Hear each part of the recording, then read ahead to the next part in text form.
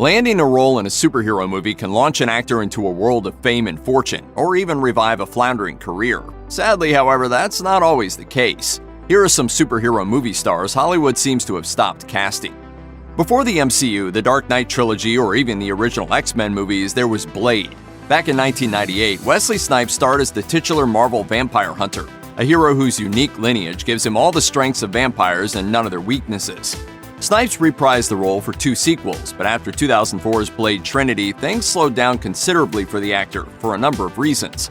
For one, Snipes fell into some serious legal trouble. In 2008, he was convicted on 3 counts of willful failure to file federal income tax returns and was sentenced to 3 years in prison, although the actor was allowed to serve the final 3 months under house arrest. But even before his legal troubles, Snipes built a reputation for being nigh on impossible to work with. In a 2012 AV Club interview, Snipes' Trinity co-star Patton Oswalt revealed some eye-opening stories about the actor, including the fact that he would communicate with the movie's director exclusively through post-it notes signed "From Blade." He was also constantly stoned on set and refused to open his eyes whilst filming one scene, hence this. In recent years, Snipes has been working to rebuild his career, and he appears to be making some headway. In 2019, he appeared in the Netflix original Dolomite Is My Name, and he's set to star opposite Eddie Murphy in the comedy sequel Coming to America. Whether things are truly turning around for the actor, however, has yet to be seen. In the mid-aughts, it looked like Jessica Alba would be on Hollywood's A-list for a long time to come, and she owed a good deal of her success to comic book movies. Alba was tapped to play Susan Storm in 2005's Fantastic Four, and that same year, she played the knockout dancer Nancy in 2005's Sin City, the adaptation of Frank Miller's edgy crime comics. Suddenly, however, Alba fell off the radar. According to Alba herself, a big part of the problem was that she rarely got to sink her teeth into challenging leading parts. Most of her work was in supporting roles, and many of them featured in poorly received movies.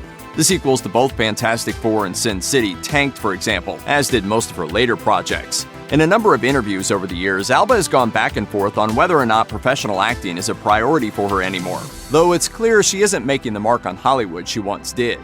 She's currently starring in the crime drama series LA's Finest, the spin-off of the Bad Boys films. Considering its embarrassing aggregate score of 7% on Rotten Tomatoes, however, it doesn't seem like it's going to be launching Alba back into the A-list anytime soon. Before the Marvel Cinematic Universe was born with 2008's Iron Man, Sam Raimi's Spider-Man movies were probably the most prolific and well-loved superhero movies around. And long before Andrew Garfield or Tom Holland even began their careers, Tobey Maguire had become one of the definitive superhero movie stars. Pizza time. While 2002's Spider-Man and its 2004 follow-up were critical and commercial hits, 2007's Spider-Man 3 ended the franchise on a deafening down note. Helped by the popularity of the first 2 films, Spider-Man 3 at least made money, but both fans and critics were deeply disappointed. Raimi wanted to make Spider-Man 4 to redeem himself, but that movie never came to be. Spider-Man 3 was a serious body blow to Maguire's acting career. He's enjoyed a few leading roles since, but none have reached the prominence or success of the Spider-Man flicks.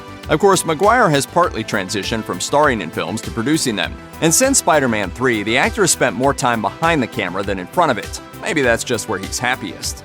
Time will tell if Marvel fans are destined to see an X-Force film or Deadpool 3 hit theaters, but if these movies do see the light of day, you can lay some pretty safe bets that TJ Miller won't be involved in either. The actor and comedian played Wade Wilson's friend Weasel in the first 2 Deadpool films, but his acting career dried up quickly in 2018. Miller's trouble started back in 2017 when it was reported he wouldn't be returning to the HBO series Silicon Valley. The show's creative team told Vulture the following year that Miller was often drunk or high on set, and that some days he wouldn't even show up for work. Later in 2017, much more serious allegations arose from a woman claiming Miller had sexually assaulted her in college. Finally, in March 2018, Miller was arrested for allegedly calling in a fake bomb threat. Deadpool 2 producer Lauren Schuler Donner said that by the time the sexual assault allegations surfaced, it was too late to remove Miller from the film, but there were signs his role had shrunk considerably. In September 2018, Ryan Reynolds confirmed that fans shouldn't expect to see Miller in X-Force. Miller has since said he's contractually obligated to appear in Deadpool 3 if Disney asks him to be in it, but, well, don't hold your breath. Okay, so Jim Carrey may not be the first actor you think of when you hear the phrase superhero movie stars, but he's done more than his fair share of time in the comic book trenches. In 1994, he starred as an unstable superhero with shape-shifting powers in The Mask. The following year, he played the Riddler in Batman Forever, and in 2013, he portrayed Colonel Stars and Stripes in the hyper-violent superhero comedy Kick-Ass 2. There was a time when a Carrey comedy was an automatic moneymaker, while some of his dramas are among the most beloved of all time. And it's true, Carrey still makes movies today, but he's not the A-lister he used to be. These days, most of his movie work comes in the forms of supporting roles and cameos. There are a few reasons for Carrey's diminished presence in Hollywood. For one, he's proven fairly difficult to work with. His method acting antics during the making of Man on the Moon have become the stuff of legend. He also refused to help promote Kick-Ass 2 because he wasn't comfortable with the film's violent tone, especially in the aftermath of the Sandy Hook killings. For another, in more recent years, Carrey seems perfectly happy to remain outside the spotlight, and on a number of occasions, he stated that he feels no real urge to make himself any more famous than he already is. While Terrence Howard played James Rhodes in 2008's Iron Man, it was Don Cheadle who donned War Machine's armor in subsequent Marvel films. Howard has since said that when Marvel Studios approached him to renegotiate for Iron Man 2, they offered him only 1/8 of what he was originally promised. Howard wasn't shy about expressing his frustrations toward his friend and co-star Robert Downey Jr. either, though the two would later mend fences.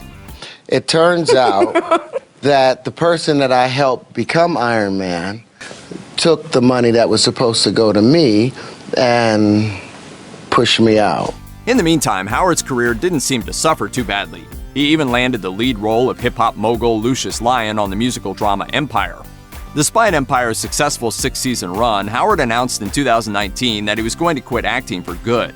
So far, his reasons for the change have been unclear, mainly because his responses about the decision in interviews have been rather strange. For example, during an interview on the red carpet at the 2019 Emmy Awards, Howard explained that, "I was able to open up the flower of life and find the real wave conjugations that we've been looking for 10,000 years. He went on to say that, when he opened the so-called flower of life, I found a whole new world of wave conjugations that expose the in-between spaces. It's not particularly clear what Howard means by that, but one of the consequences of the opening of the flower of life is apparently that he's going to give up being an actor. Can't argue with that.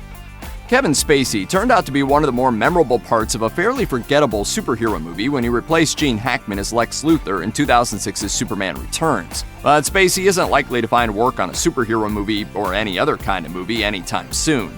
That's because Spacey has since become one of the most loathed villains of the Me Too movement. After actor Anthony Rapp told BuzzFeed News in 2017 that Spacey had made unwanted advances toward him when he was only 14, Spacey claimed he had no memory of the event and apologized for what he called, quote, deeply inappropriate drunken behavior. More allegations followed, including accusations of sexual harassment and assault from the likes of Harry Dreyfus, filmmaker Tony Montana, and crew members from the Spacey-led Netflix series House of Cards. As a result of the allegations, Spacey's acting career has come to a swift and decisive end. Netflix fired Spacey from House of Cards and announced it wouldn't release the Netflix original film Gore, in which Spacey played the late Gore Vidal. Even though the crime thriller All the Money in the World was already filmed by that point, Spacey was removed from the film, and director Ridley Scott reshot all of Spacey's scenes with Christopher Plummer. For all intents and purposes, Kevin Spacey's Hollywood career is dead and buried.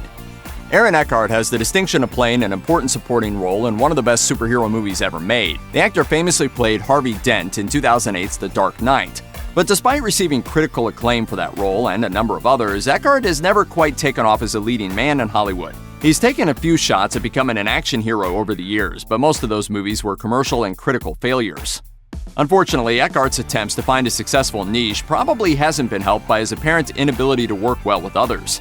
In 2016, Eckhart admitted to The Guardian that he'd once unleashed what he called the, quote, quintessential lashing out on an extra who was supposedly falling asleep during the actor's monologue.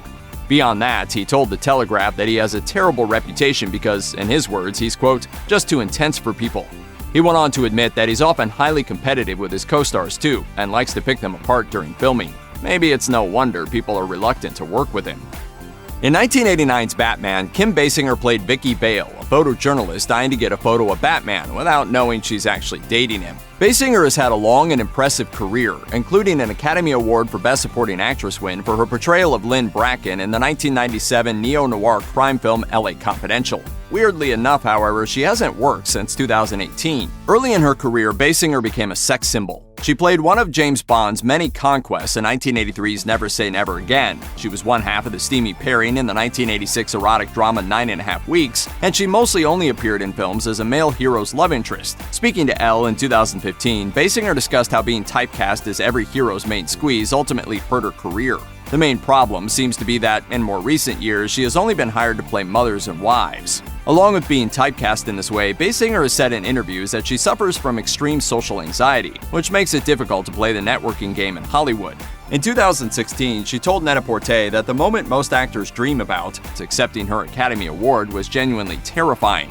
For the time being, it seems like Basinger is happy to have stepped out of the limelight. Check out one of our newest videos right here. Plus, even more Looper videos about your favorite superhero stars are coming soon. Subscribe to our YouTube channel and hit the bell so you don't miss a single one.